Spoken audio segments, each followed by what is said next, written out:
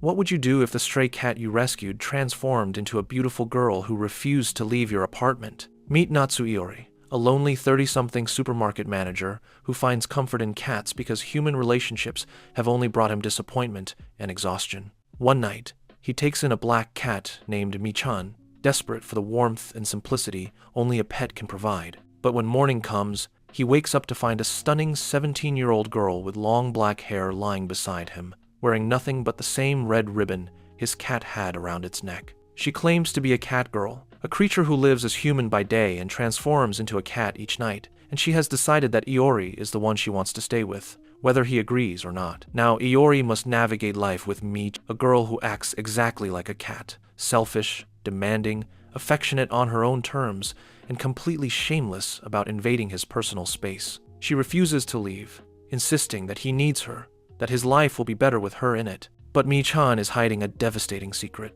She has only 1 year left before she loses her human form forever, unless she finds the one person who can save her. The story begins with the main character reflecting on why cats seem so perfect, their soft fur, their gentle presence, their comforting warmth. To him, human relationships pale in comparison when these creatures exist. He imagines the simple joy of holding a cat close every single day. It feels like something anyone would want at least once in their life. Then a thought crosses his mind: what would the world be like if cats could take human form? A memory surfaces. A younger version of himself chases after his pet, a cat he calls Mi-chan, eager to scoop it up and breathe in its familiar scent. This isn't reality. It's a dream pulled from his past. When his eyes finally open, he finds a woman with long black hair lying beside him. Startled, he jerks back and tumbles off the bed. Once he steadies himself, he asks her who she is. She touches her face lazily and mumbles something vague that sounds far too suggestive. For a moment, tension rises, but she clears things up before panic can take hold. His gaze shifts to the clock. It reads 7:30 in the morning. He scrambles to get dressed for work. Before heading out, he tells her they'll talk about this later. She watches him leave, confused by how easily he walks away from such a strange situation. At his job in a nearby supermarket, his phone rings. One of his employees, Suzuki, explains that her son has a fever and she needs the day off. He reminds her that she's supposed to give notice ahead of time for things like this. She responds with a simple question: how is she supposed to know when her child will get sick? He tries to clarify that he didn't mean any harm, but Suzuki ends the call before he can get a word out. He lets out a tired breath, already dreading the shift ahead without her. When his co-workers hear the news, they start talking. They mention seeing Suzuki out with her child during her last absence, spending the entire afternoon together. They also point out that her husband works from home, so she could at least manage a few hours. The two of them call him Natsu-kun and suggest he needs to be firmer with her. He can't keep letting things slide. He considers their advice and tells them he'll cut back on Suzuki's scheduled hours. They seem pleased with that, but then, without warning, he takes it back. Their approval fades instantly. They call him weak, unreliable. One of them even jokes that this is probably why he's still single. The assistant manager, a woman around his age, adds that maybe he should work on how he presents himself. His worn-out look is why the older staff don't take him seriously. He just nods quietly. By the time the sun sets, his shift ends, and he heads home. He mutters to himself about how exhausting the day was. Still bothered by the things his coworkers said, all he can think about now is a cat. He wants to hold one, kiss its head, watch it look up at him with that confused little expression. He wants to spend time with cats, not people. Yesterday felt right. A small smile crosses his face when he spots a black cat moving smoothly along a nearby wall. His mood lifts immediately. He crouches down, full of quiet curiosity. He wonders where it came from. The cat doesn't resist when he reaches out to stroke its fur. He pours some milk for it, though a flicker of guilt reminds him it might belong to someone. Then, something clicks in his memory. He whispers the name Mi-chan. His expression changes in an instant. Before he can react, the cat slips right past him and darts into his apartment. Panic sets in. Pets aren't allowed here. The landlord despises them. But even knowing that, he can't stop himself from gently running his hand over the cat's head. Moments later, the cat curls up on the mat and drifts off to sleep. He stares at it, wondering if maybe this one doesn't really belong to anyone. Since waking it seems wrong, he decides to let it rest. He shifts it over just enough to make room for himself, then lies down beside it. Now, as he gets ready to leave for work, his mind drifts back to how adorable the cat looked the night before. Then something tugs at his memory. He freezes. The girl from this morning. He glances around the apartment quickly, already sensing she won't be there. While still thinking about her, the cat suddenly appears again. He scoops it up and presses it gently against his face, savoring the moment. He wants nothing more than to keep it around, but the thought of the landlord discovering it makes him uneasy. He walks to the door and opens it, planning to let the cat out. Then a thought stops him. If he only just opened the door now, how did it even get inside in the first place? He shakes off the confusion and says a quiet goodbye.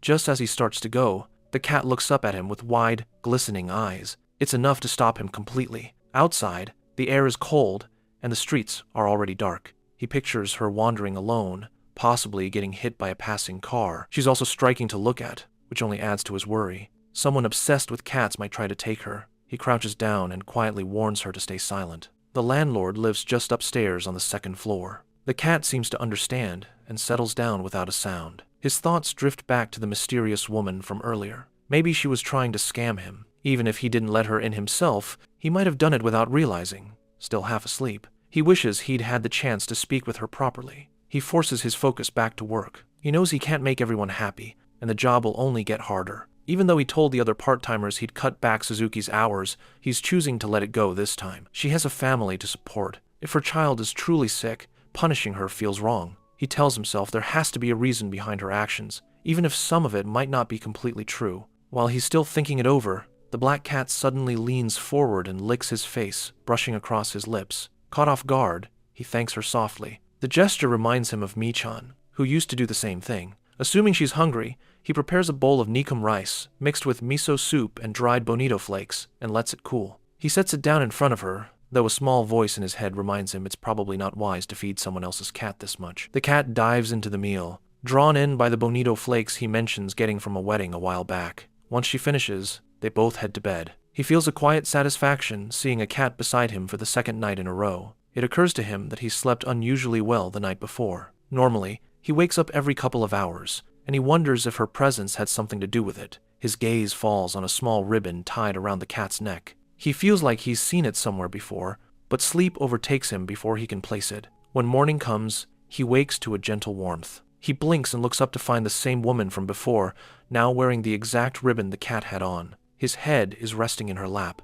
That explains the soft feeling beneath him. She calmly tells him it's already past noon. He bolts upright in shock. He starts to ask if she's the same person from yesterday, but she interrupts before he can finish. She mentions that she borrowed some of his clothes. She reassures him there's no need to worry. She's not a thief, and she's not trying to trick him. She just wanted to thank him for the nikum, which she found delicious. Then she gently coaxes his name out of him, Natsu Iori. She repeats it softly and tells him it sounds cute. She speaks without hesitation and tells him she's decided she likes him. A faint smirk appears on her face as she leans in closer, adding that she'll allow him to keep her around. Iori just stares, completely thrown off. He asks her what she's even talking about. Before she can answer, her stomach lets out a loud rumble. She pauses, then immediately demands French toast, which only unnerves him more. He isn't exactly eager to cook, but she insists. She says no one else will do it for her. She clarifies that she wants the kind made with a baguette, not ordinary sliced bread. Iori would much rather just eat out than deal with buying ingredients and preparing a meal. Then she mentions she can't leave the apartment. If she goes outside, people will chase her off. The moment that registers, his expression shifts. She notices and thanks him quietly. A little while later, he's walking back with groceries, silently questioning why he's running errands for a stranger who's somehow taken over his home. She clearly has a strong sense of pride, yet despite that, there's something about her he can't seem to resist. As he passes a bakery, he realizes it's been ages since he last stopped by one. He catches his reflection in the window and notices something different. The dark circles under his eyes are gone. That means he's actually been sleeping well these past 2 nights. Between the stress at work and losing the comfort Mi-chan used to bring, he's been dealing with severe insomnia for a long time. He snaps back to the present and realizes he's been standing in front of the bakery window looking a bit odd. Even the staff inside look wary of him. He hurries in, grabs a baguette, and leaves without lingering. Back at the apartment, he gets to work preparing French toast for her, along with a simple salad and soup. Once it's ready, he asks what she thinks, mentioning how much effort it took. As expected, she compliments his cooking warmly. He admits that he's always enjoyed it, and has been decent at it since childhood. He also mentions that he tends to buy more than he needs when shopping, and since she seemed really hungry, he ended up making far more than usual. She reaches over and ruffles his hair playfully, teasing him that his caretaker instincts are showing. She thanks him sincerely for the meal. As she's about to dig in, Iori's attention locks onto the red ribbon tied around her neck. A faint memory stirs. He's seen it somewhere recently. Then it clicks. The black cat wore the exact same one. His eyes widen. He immediately asks how she knows about Nikum. He brings up how she appeared out of nowhere 2 days ago and finally demands to know who she really is. Without hesitation, she tells him she's the same black cat that wandered into his home. He's left speechless. She adds that she's surprised he's never heard of the Catgirl story before. A person who lives as a human during the day, then transforms into a cat once night falls. He asks if something like that is even possible. She admits it sounds like folklore, but insists it's real. There aren't many of them around, she explains. Since they become cats after dark, they have to stay hidden. When morning comes, they turn back into people. She explains that when she's in cat form, she isn't wearing anything. That's why she was naked the following morning. It's also the reason she couldn't leave his place the day before. She seems pleased that he has the day off today. He suspects this might be some kind of prank, but then considers that maybe there's something personal she can't share with others. She scoops up a bit of food with her spoon and offers it to him directly. He tenses up, clearly flustered. After he takes the bite, she tells him to eat properly and hands him his own fork. He mentions that regardless of her story about being a catgirl, he doesn't think she should be staying here. She asks why. He points out that she's living alone with a man, which puts her in a risky situation. There may be nights when he doesn't come home, and considering that, it would make more sense for her to stay with another woman. She grins at his reasoning, then laughs outright, calling him genuinely kind. She brings up the more typical concerns people would have: tight living space, the cost of supporting another person, or the sheer strangeness of watching a cat turn into a girl. He mutters quietly that none of that bothers him. She smiles and says she wants to stay with him. She insists she's well behaved, and they already share meals and sleep in the same space. Casually, she adds that her goal is to make his life better. His face flushes as she leans closer, his heartbeat quickening. She brushes the hair away from his eyes and says the first step is clearly giving him a proper haircut. A short while later, she's carefully trimming his overgrown hair, which she's certain must have been annoying him. He apologizes for letting it get so messy and wonders aloud how it even got this bad. He recalls that Taguchi mentioned something similar about how he looked and asks if she's really planning to go through with this. She tells him not to worry, but what actually makes him nervous is how close she's standing. Then, she casually admits she's never cut anyone's hair before. His face drops. After the disaster she creates, he ends up visiting an actual barber to fix it. With a proper haircut finally in place, he heads to the supermarket. At the store, he runs into Taguchi. She looks surprised to see him there, since today was supposed to be his day off. He explains that Shima, the older blonde co-worker who called him spineless before, reached out to let him know Suzuki took another unscheduled day off. Taguchi shakes her head in disbelief. Suzuki just does whatever she wants. This isn't even the first time she's skipped work without warning. When Taguchi asks if he came in to cover the shift, he tells her he doesn't really have a plan, so she can leave it to him. Taguchi insists he should go home. She reassures him that she can handle things on her own. He doesn't think that's fair, especially since she's supposed to be off today too. She remains firm, saying she'll take Suzuki's place. He asks why she's so determined to do this. She brushes it off, with no real explanation. She just noticed he seemed a little better today, and that's all. Her words catch him completely off guard, and he feels his face warm. Later, another employee compliments his new haircut as well. When he gets home, the catgirl greets him. Seeing her stretched out so casually on the couch makes him feel a bit uneasy. She comments that the haircut suits him, even though she already hacked off a huge section earlier. He still went to a salon afterward anyway. He gives her a pointed look and reminds her that she's the one who messed it up to begin with. She looks him over from top to bottom and says he seems better than he did yesterday. It's probably because he finally ate a decent meal and actually slept through the night. The carbs gave him energy, and the sweetness helped him unwind. He wonders out loud if the French toast was really meant to help him all along. She shrugs without a care and says it was entirely for herself. She just felt like eating it. Her blunt response irritates him. He starts muttering about how full of herself and inconsiderate she is, then stops mid-sentence. It suddenly clicks. She really does act exactly like a cat. After a moment, he looks at her and asks what her name is. She climbs onto him, leans in until her face is just inches from his, and whispers softly, "Mi-chan." He freezes, captivated by how delicate her features are, when all at once she shifts back into a cat right in front of him. It's not the moment he anticipated, but he doesn't react with shock. He stays calm as she leaps onto him and begins licking his face enthusiastically. Instinctively, he wraps his arms around her small, warm frame. He's always had a weakness for black cats, and she's no different. Iori is completely absorbed as Mi-chan nips playfully at his fingers. He grins, half amused and half wincing from the sting, then offers his other hand to balance it out. Telling her his hand isn't a chew toy does nothing to stop her. She keeps going. It's been a long time since he's dealt with scratches or bites like this, but despite the discomfort, he feels strangely at peace. After an active evening together, they both settle in for the night. The next morning, something soft keeps tapping his cheek. Still half asleep and irritated, he swats at it without thinking, then freezes when he sees Mi-chan hovering over him. She greets him with a bright smile. Startled, he rolls off the bed and blurts out that she needs to wear something. He glances at the clock. It's only 6:30 in the morning. He's up earlier than usual. When he asks why she woke him, she simply says she's hungry. He mutters that he normally wakes at 7 and doesn't bother with breakfast. She shrugs but repeats that her stomach is empty. Annoyed, he gestures toward the fridge and tells her there's bread inside. Then he pulls the blanket back over his head. Unsatisfied, she jumps onto him in human form and starts biting again, this time out of frustration, insisting she wants a real meal. Later, as he sets food in front of her, Iori brings up the biting. She explains she didn't have a choice. He wouldn't get up. While eating, she asks if he even knows that she stays awake the entire night, wandering around until the sun rises. That's why she's always so hungry by morning. He had no idea. In fact, he was planning to sleep until 10. She asks if waking up earlier isn't actually a good thing. After all, now he's eating breakfast, which is healthier than skipping it. Then she happily continues with her meal. From Iori's perspective, Mi-chan is entirely self-centered,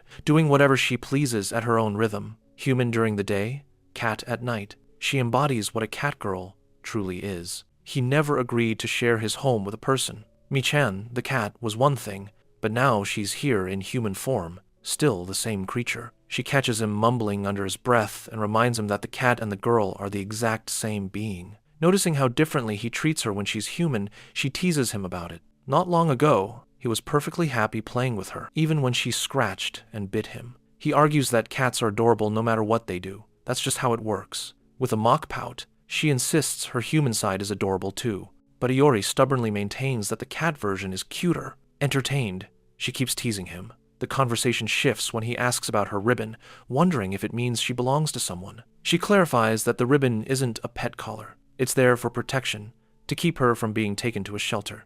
Before he can ask anything else, the doorbell rings. At the door, he finds a package addressed to him, though there's no sender name. Mi-chan appears behind him, immediately assuming it's for her, and starts opening it without waiting for permission. He asks why she had the package sent to his address. She brushes it off casually, telling him not to overthink it, and jokingly holds up a piece of her underwear. They both laugh for a moment, but his expression grows serious. He reminds her that this arrangement is only temporary. Once she finds somewhere else to go, she'll have to leave. She gives a vague acknowledgement, barely paying attention to what he said. Then the doorbell rings again. This time, it's the landlord. Caught off guard, Iori stumbles through his greeting. The landlord gets straight to the point and asks him to walk his dog, Tetsuo, as a favor. Iori, who loves cats, still reaches down to pat the dog and mentions it's been a while. Apparently, the landlord's back has been bothering him since yesterday. He asks Iori to take Tetsuo all the way to Third Park, which isn't nearby. And while he's at it, he should drop off a notice to Takahashi and water some plants as well. Peeking out from behind the door, Mi-chan comments that he's being taken advantage of. Before leaving, the landlord mentions he heard a cat meowing the day before yesterday. He asks if it came from Iori's apartment. Iori panics internally but manages to say it must have been a stray passing by. Once the landlord hands over Tetsuo and leaves, Iori tells the dog to wait while he grabs his jacket. Just as he turns around, Mi-chan steps out, clearly planning to come along. When he reminds her that she's not supposed to go out during the day, she argues that it's still early enough, so it doesn't matter. She tosses his jacket at his face and tells him to get moving. While they walk, Mi-chan comments on how easily he agreed to all those tasks, wondering if this happens a lot. He explains it's not constant, but ever since he walked Tetsuo one time, the landlord's back seems to conveniently hurt whenever he needs help. Noticing her staring intently at him, he asks her not to look at him like that. People already think he's a pushover. She guesses that back in school, he was probably the one everyone asked to borrow notes from or handle the jobs nobody else wanted. He groans, which basically confirms it. His old nickname was Errand Boy. He says he just does what people ask him to, but Mi-chan pushes back on that. She tells him that just because someone asks doesn't mean he has to agree. Refusing or giving an excuse is perfectly reasonable too. He insists he's nothing special. He only does what anyone else could do. But for once, Mi-chan's tone shifts. She stops walking, looks directly at him, and says she doesn't want just anyone taking care of her. She wants him. To her, the fact that she chose him means something. He should have more confidence in himself. Flustered by the unexpected compliment, he turns his face away. After finishing with the plants, they head back to the building. The landlord happily greets his dog, but offers Iori nothing in return. Before Iori can let it slide, Mi-chan speaks up on his behalf, pointing out that the landlord didn't even thank him. When she repeats it more firmly, the landlord finally realizes and thanks Iori properly. Their eyes meet, and Mi-chan gives him a warm smile. Curious now, the landlord asks who she is. Iori stumbles through an answer, calling her a visiting relative. The old man looks doubtful, but doesn't question it further. Back inside, Mi-chan immediately flops onto the bed. She announces she's going to sleep, while Iori heads off to work. Before leaving, he tells her that if she's staying another night, she should make herself useful. Maybe air out the futon or prepare dinner. Her silence says everything. She has no plans to do either. Still, Iori can't help but think that cats get away with acting selfish, but humans really don't. That evening, he comes home and is greeted by Mi-chan in cat form. He immediately shifts into full cat lover mode, trying to scoop her up, but she slips past him and leads him toward the kitchen counter. There, he finds a sticky note. Human Mi-chan wrote it. "You keep the kitchen really clean. Good job." She flicks her tail, as if underlining the compliment. Next to it, another note praises his cooking and asks what he's planning for breakfast tomorrow. On the living room table, there's a third one. "I like how kind you are." His face turns red.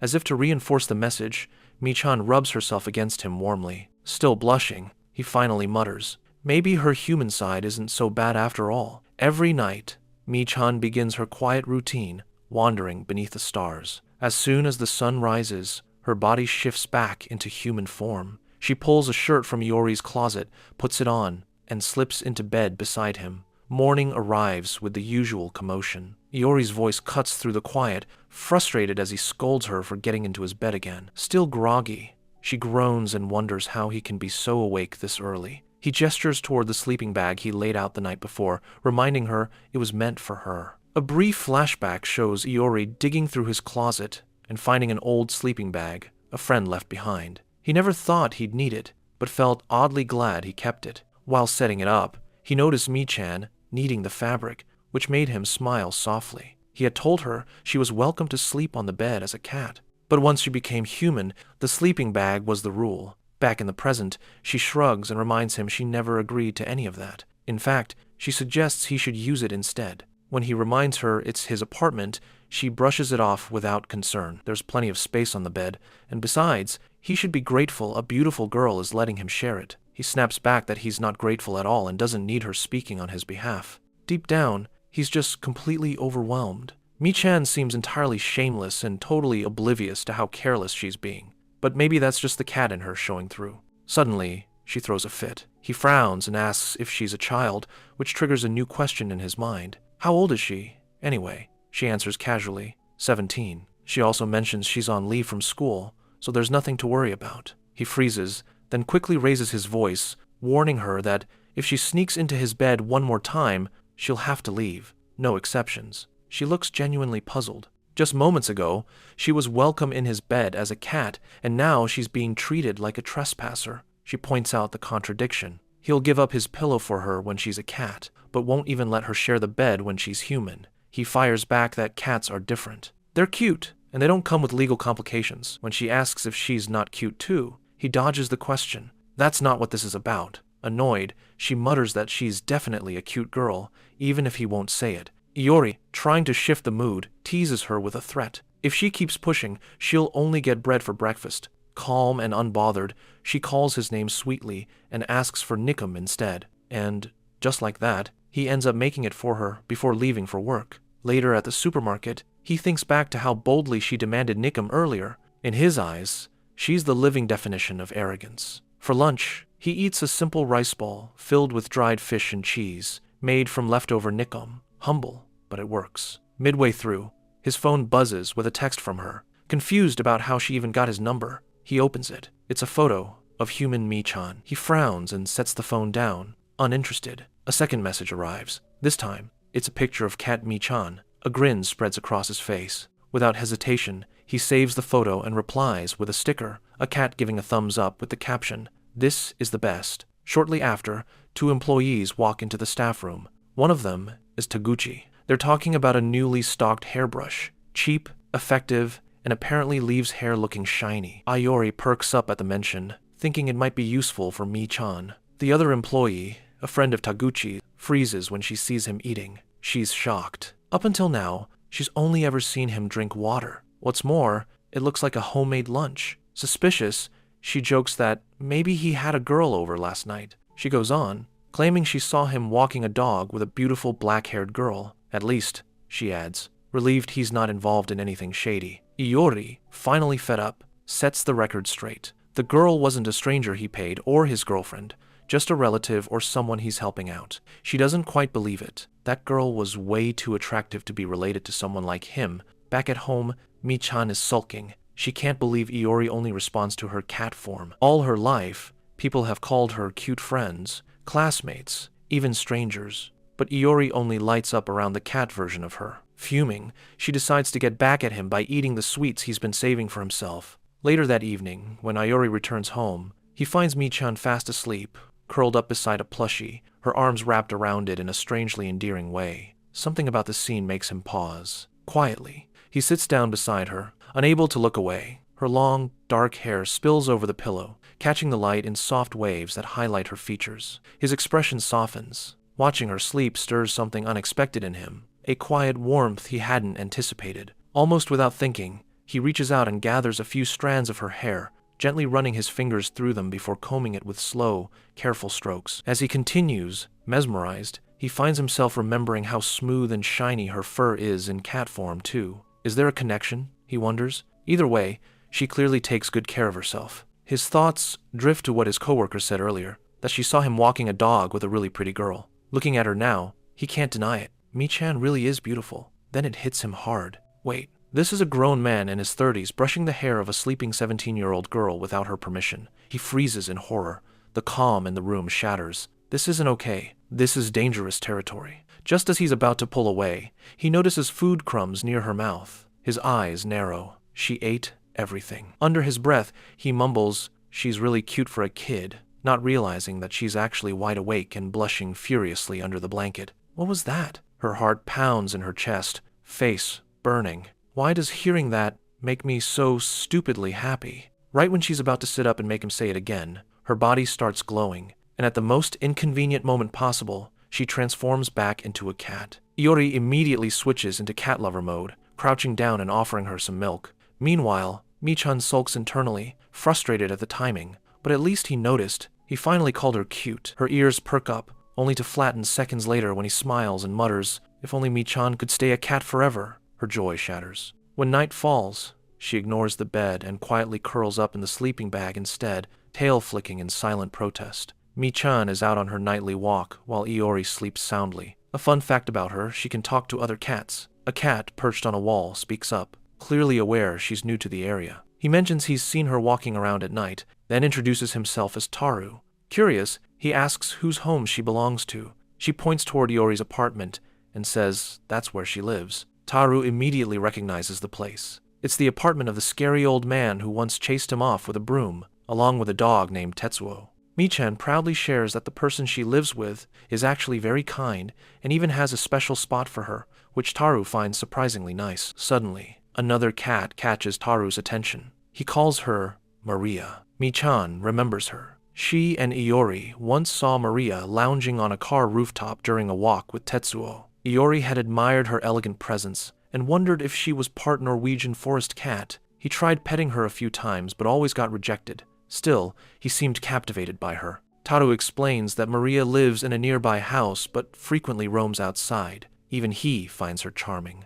But Maria's graceful smile irritates Mi-chan. She firmly believes she's the cute one here. Later, Mi-chan returns to Iori's bed and watches him sleep. Recalling the moment he called her cute, she gets flustered surprised at how happy it made her feel, even though she's been called cute plenty of times before. Watching him mumble in his sleep, still handling imaginary customers, she feels sorry for him. I'll make him say it again, she thinks, before jumping onto his face and sitting there, completely unfazed. It doesn't matter how many times he says it. What bothers her is that he didn't say it from the start. Meanwhile, Iori is trapped in a nightmare where he's being attacked by a robber. Morning arrives. The alarm blares, jolting him awake. Still groggy, he mumbles that he had a dream about being choked. Michan, smiling sweetly, greets him. He greets her back, half awake and already suspicious of her expression. She stands and twirls, showing off her new loungewear. It's clear she's fishing for compliments. But instead of praising her, he scolds her for wearing something so revealing, snapping that she's gotten way too comfortable here. He grabs the sweatshirt she left lying around and tosses it into the wash, grumbling that she'll catch a cold. She thinks he's acting more like her mother. Later, while they're having breakfast, the room briefly falls silent. They exchange a look. Iori breaks it by commenting that her appetite is impressive this early in the day. Michan's face falls. She was clearly hoping for a compliment, preferably something like, "You're cute." Frustrated, she shouts at him. After breakfast, Iori leaves for work. Alone now, Michan stares out the window. No use crying over spilled milk, she thinks. She wonders if he'll return while she's still in her human form. Meanwhile, at the Benny supermarket, Iori is stuck calming down a heated argument between co-workers. When he tries to take the blame to settle things, he's told to stay out of it. Another employee pulls him aside without explanation. At the front entrance, to his complete surprise, Michan is waiting for him. She calls it a surprise visit. He's stunned. She didn't tell him she was coming. He immediately grabs her hand and drags her away,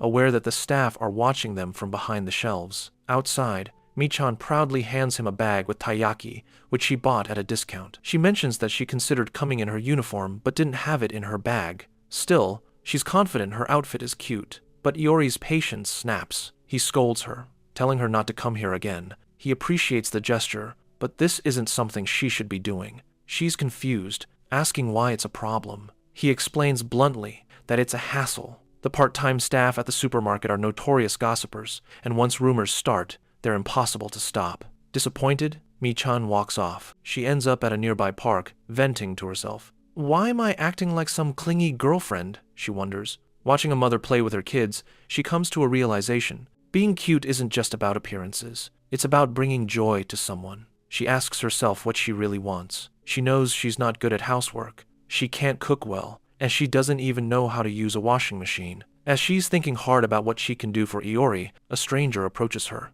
I finally found you, the person says. Meanwhile, Iori returns home from a stressful day. Just before closing, he had to deal with a shoplifter. Tired and hungry, he brings out the premium canned cat food he bought for Mi-chan. He assumes she's asleep, but when he doesn't see her, he searches the apartment. Maybe she went for a walk. It wouldn't be unusual, but she's always home when he gets back from work. He starts to feel nervous the moment he feels the wind blowing from the open window of his house. Mi-chan, who always came back to sleep with him, didn't return. Worried about her, he had no choice but to leave the house to search for her. However, the problem was that trying to find a black cat at night is impossible. Eventually, he gives up and heads back home. He tells himself, it's probably just for one night. She might return the next day, and he even guesses that maybe Mi-chan is used to night walks. He knows it's not a big deal because he was letting her stay in his house to begin with. She's allowed to leave whenever she finds a place to stay. Even though he suspects she might be out there searching for a new place to stay, a lingering feeling still weighs on him,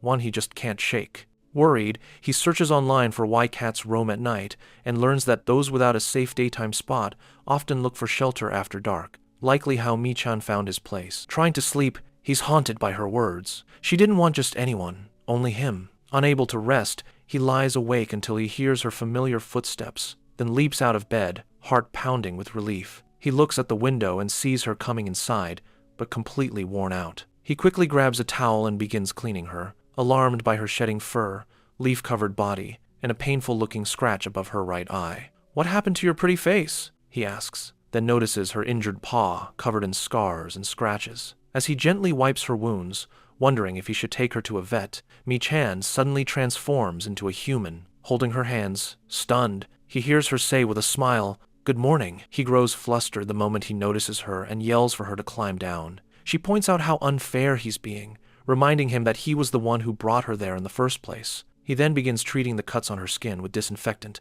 She worries aloud that the injury might leave a permanent scar on her face. From his view, the wound looks deeper than what a typical human would get from something minor. She mutters under her breath about refusing to forgive whoever caused this, and he catches her words. He asks what she was doing, wandering around outside, and wonders if she ended up in a scuffle with the neighborhood cat. She gives a small nod, confirming his guess. The memory shifts to earlier that day, when the cat had found her, and questioned why she was roaming so far from where she belonged. She dismissed the question coldly, telling the cat it wasn't any of her concern. Assuming the cat was just some oddball, she started to walk away. But the cat stopped her again and suggested she come along to meet her owner, someone who would love to pet her. She stared back in confusion. The cat went on, explaining that her owner had tried many times to show affection, but she had always refused him, even though his intentions were kind. She scoffed and said there was no reason to let a stranger like that near her. When she asked who this person even was, the cat reminded her they had crossed paths before the guy who walked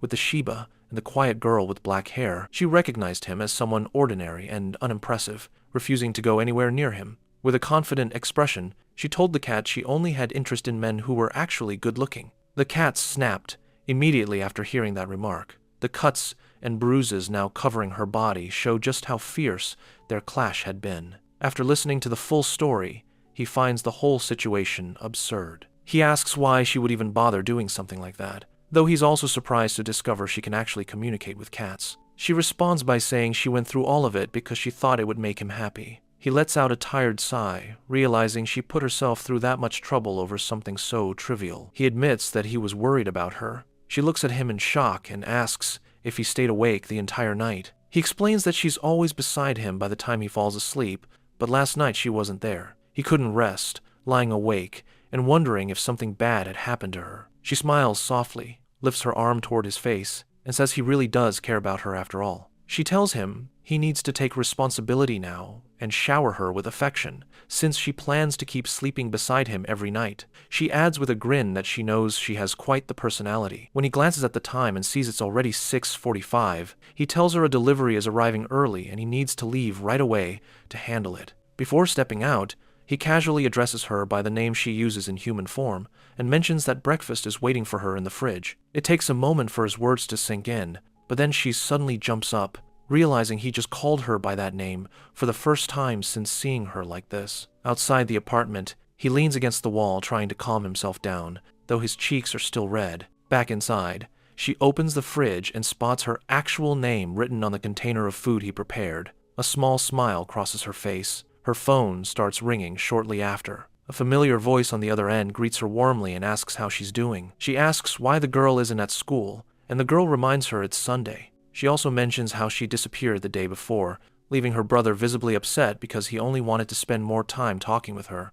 She remembers the encounter he had suddenly appeared while she was resting at a park close to a convenience store. She had run off because he wouldn't stop insisting she stay in touch, be more careful, and share detailed information about the person she lived with, stressing how crucial it was to know what kind of man he really was. The girl acknowledged that this kind of protective behavior was typical for them. She then asked about the person Mung-chan lived with. Mung-chan thought about him carefully, explaining he wasn't like most people who kept cats. He had a genuinely kind nature that set him apart. The girl asked if Mung-chan had chosen him as her partner, then reminded her what would happen if she didn't. Without forming that bond before reaching adulthood, she would slowly lose her human form and become a cat again. Mung-chan confirmed she understood the danger, but made it clear that wasn't her reason for staying. She felt genuinely peaceful in his home, and believed the girl would understand that feeling. Before hanging up, she asked the girl to tell her brother to back off and give her room to breathe. The girl agreed, trusting Mung-chan to handle her own choices. Her phone screen showed the contact name, Tamaki. With just 1 year remaining before her human time expired, Mung-chan sat quietly, deep in her thoughts. The following day, he approached Mung-chan with an unusual request. She stopped and looked at him, surprised. He had never asked her for anything before. He told her there was somewhere he wanted to take her. The trip would take about 20 minutes by train, and he hoped she would come along if she was willing. She agreed right away, without any doubt. Shortly after, she emerged, ready to go, fully prepared for whatever the day would bring. He asked if she was all set to leave. From her perspective, though, he was nowhere near ready. She took in his messy hair, dry skin, and faded clothes. On top of that, cat fur clung to everything. Without saying a word, she pulled him aside and began fixing him up herself. She shaped his eyebrows, rubbed lotion into his skin, worked wax through his hair, and finally insisted he toss out his old worn hoodie. He objected, claiming guys didn't need to worry about those things. Annoyed, she shot back that if he was going somewhere with someone as put together as her, the bare minimum was looking presentable. He was a grown adult, not someone who could walk around looking like he just rolled out of bed. He apologized, then asked where exactly they were going. Soon after, Ma-chan stood inside a cat cafe, clearly unimpressed. She had suspected it might be something like this. He explained that ever since learning she could understand cats, he'd been fascinated by the idea. He thought it would be interesting to hear what the cats were actually thinking, which was why he brought her here. Watching his face light up with genuine excitement, Ma-chan decided to go along with it. She agreed to help, but warned him up front that her ability to read cats wasn't as strong when she was in human form. She also made it clear that she couldn't actually speak with them directly. Too excited by the number of cats around him, he barely paid attention. He handed over the entrance fee and immediately zeroed in on a fluffy cat with a long tail.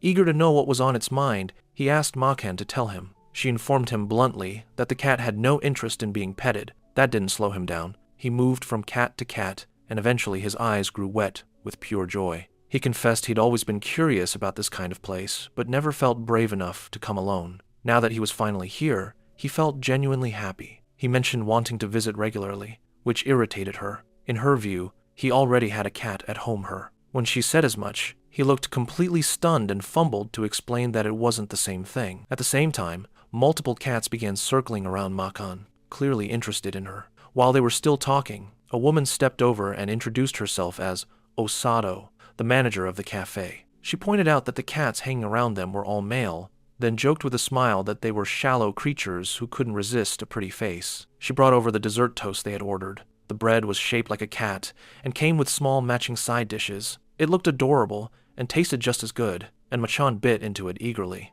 Savoring each piece, she remarked that even without the ice cream, the bread itself was delicious. Osato thanked her warmly and shared with pride that she had baked the bread herself from scratch. Watching how comfortably he interacted with the cats, Osato asked if he had one at home. He confirmed that he did, and she noted that he handled them like someone with real experience. She figured he must be used to it based on how smoothly he moved. Getting more animated, she began guessing what kind of cat he might have. Perhaps a brown tabby, a calico, or maybe even a purebred. When he told her it was a black cat, she responded warmly, calling it lovely. He added that his current cat was technically his second, a remark that clearly bothered Ma-chan. He then pulled out his phone and showed Osato a photo of Ma-chan in her cat form. She called her adorable right away. What really caught her attention, though, were the pink paw pads, which she pointed out with excitement. She said it was a rare and striking trait for a black cat to have. Her enthusiastic response left Ma-chan wondering silently if it truly was that unusual. Osato mentioned that his cat seemed like the complete opposite of her own white cat,